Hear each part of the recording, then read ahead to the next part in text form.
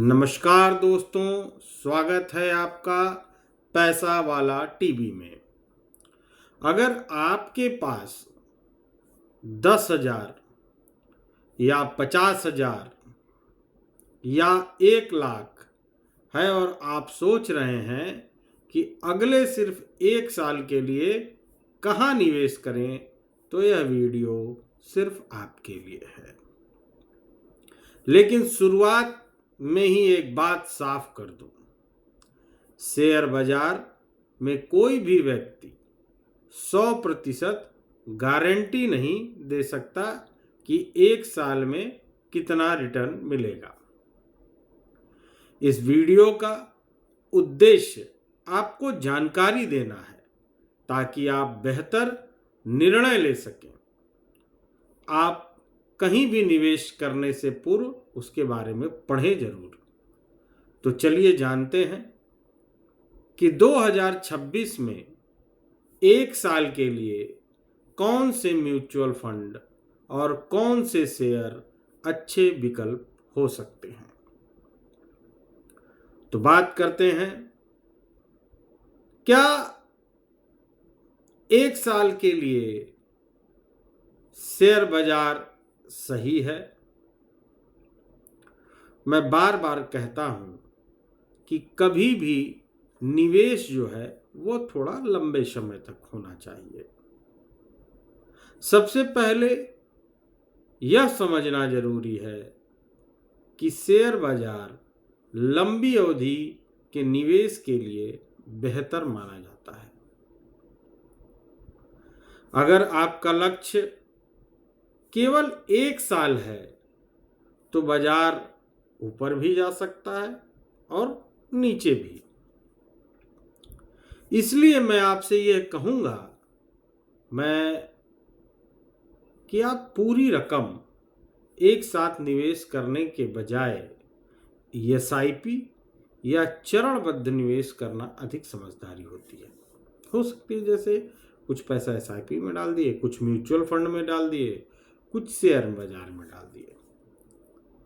अगर आपको 1 साल बाद पैसों की निश्चित जरूरत है तो कम जोखिम वाले विकल्पों पर ज़्यादा विचार करें, जिसमें जोखिम थोड़ा कम हो, पैसे का रिटर्न भी ठीक ठाक मिल जाए।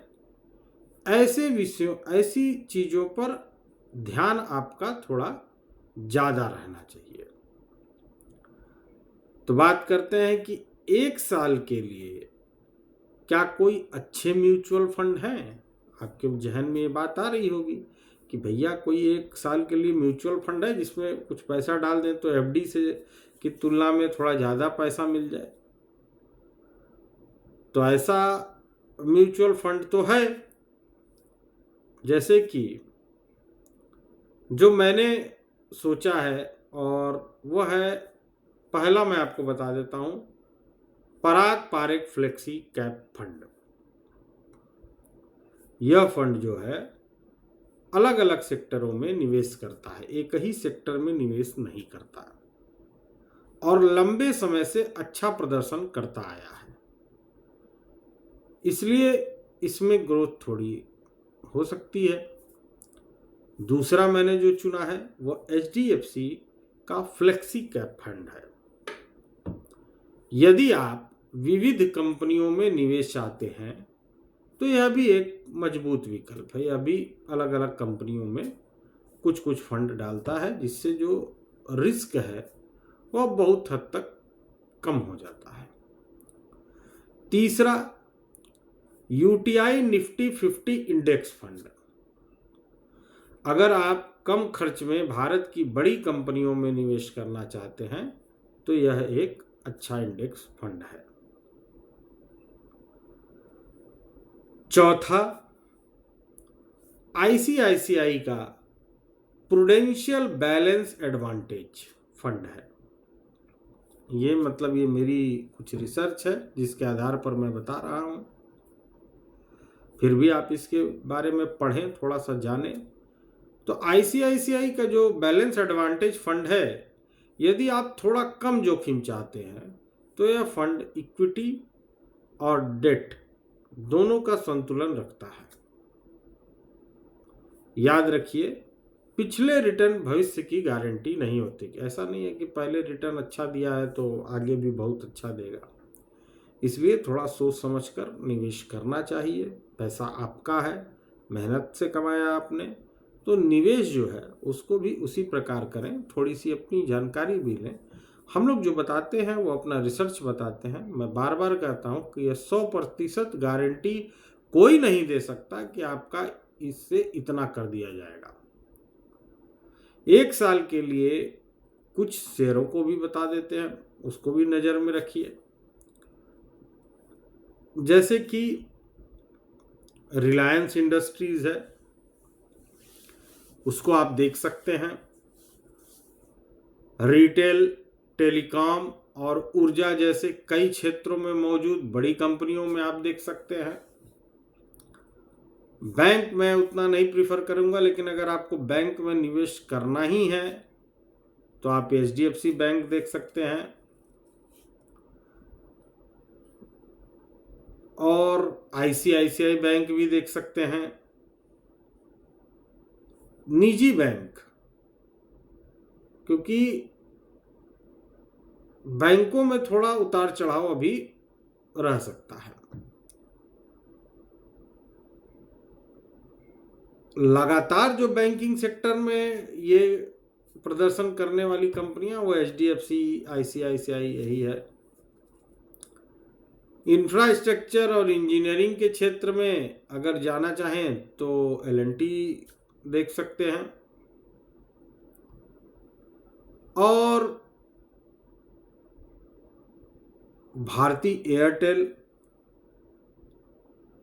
भारत में बढ़ते डेटा उपयोग, 5G विस्तार का लाभ पाने वाली ये बड़ी कंपनी है, इसको भी आप देख सकते हैं।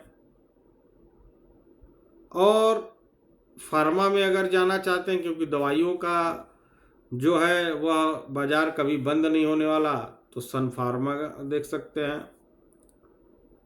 फार्मा सेक्टर की प्रमुख भर्ती कंपनी है जिसके विश्व भर में कारोबार है। अगर आप शेयर चुनते हैं तो कोशिश करें कि पूरी रकम एक ही कंपनी में मत लगाइए। अलग अलग सेक्टरों में निवेश करके जोखिम कम किया जा सकता है। तो आपको मैंने यह भी बताया कि म्यूचुअल फंड में आप किस किस में जा सकते हैं, शेयर में किस किस में जा सकते हैं।